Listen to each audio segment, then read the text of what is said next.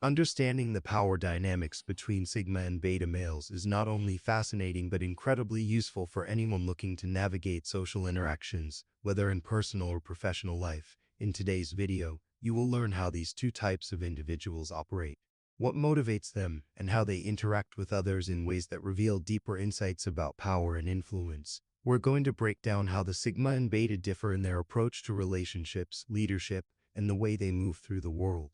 And by the end of this, you'll have a clearer understanding of which category you might align with and why these distinctions matter so much. So sit back and pay close attention, because this information could change the way you view yourself and those around you.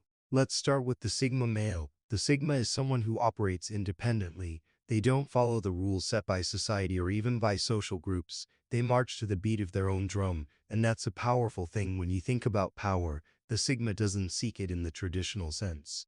They don't want to be the center of attention or the leader of a group. Instead, they value personal freedom and autonomy. They don't crave validation from others. They measure their success by their own standards. If you resonate with that, you may already feel the power that comes with living this way.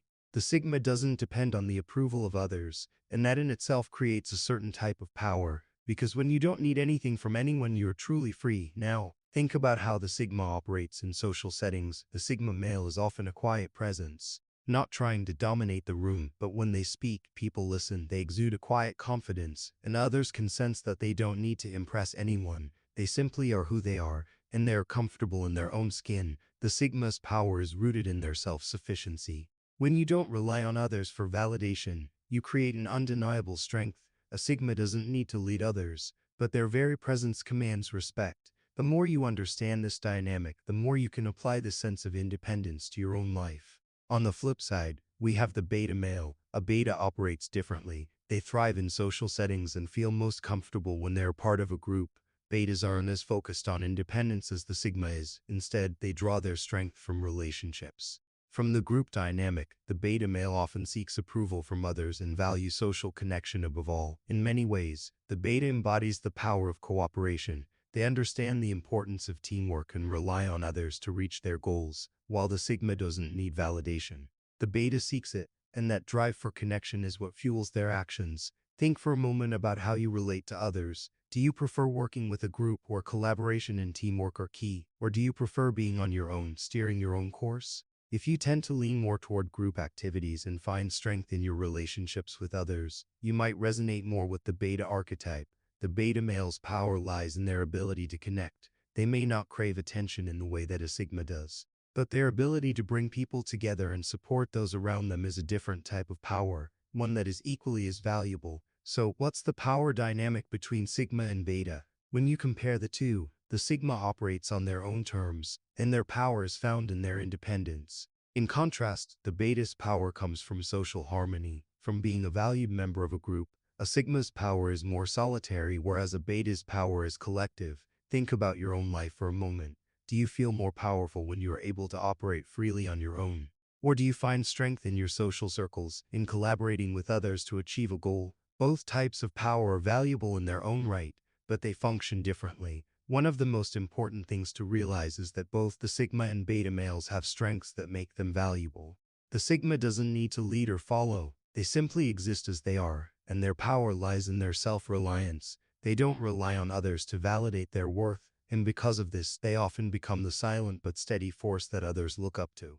The beta, on the other hand, knows the value of connection, of collaboration, and they draw power from the relationships they build with others. While they may not always crave the spotlight, they are the ones who are often able to unite people, build strong bonds, and create networks that are deeply supportive. And this is the type of power that allows them to thrive in social environments. When you think about it, both power dynamics, sigma and beta, have their place in the world, but they work best when they are understood and applied in the right context. A sigma is best when they are alone or in charge of their own destiny. Their power comes from being able to move freely and make decisions based on their own terms. They might be seen as the lone wolf, but in reality they are the ones who have mastered their own journey. They're in control, even if they're not the loudest voice in the room. Their strength comes from self-sufficiency, and it's a quiet, unshakable power. If this resonates with you, then you might recognize the power in independence and solitude. On the other hand, the beta thrives in environments where connection is key. They are often the ones who bring people together, who know how to make others feel comfortable, and who excel when working as part of a team. Their power lies in their social awareness and ability to connect with others. They know how to leverage relationships to achieve their goals, and their value in a group is undeniable.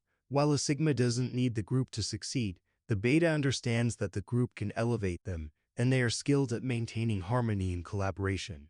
If this resonates with you, then you may feel that your power comes from building strong relationships and working well with others. The key takeaway here is that the power dynamics of Sigma and Beta males are not inherently about one being better than the other, but about understanding the type of power that suits you best.